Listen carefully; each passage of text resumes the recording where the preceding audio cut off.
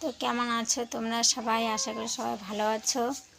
তো আজকে মানে নবান্ন।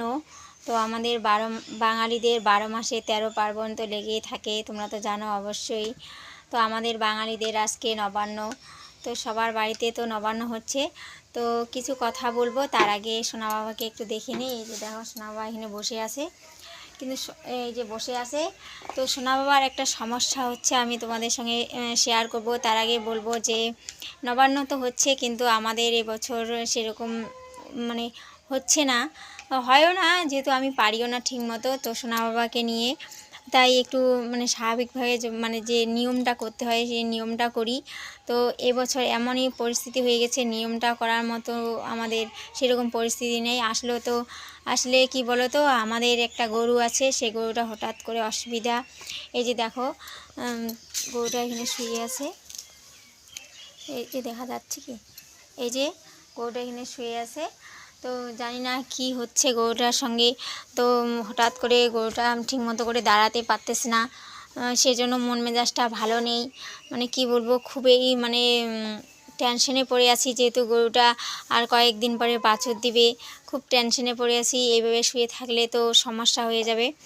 আর এদিকে দেখো সোনা বাবা, এর তো একটা সমস্যা আছে, তো সেটা তোমাদের কাছে একবার আমি শেয়ার করছিলাম। তো আজকে দেখো, এই যে আজকে না, এই যে দেখো সোনা বাবার মুখ দিয়ে এত লালা বের হচ্ছে। মানে সারা দিনে মানে 2-3টে জামা একদম মানে ভিজে যাচ্ছে, কি বলবো।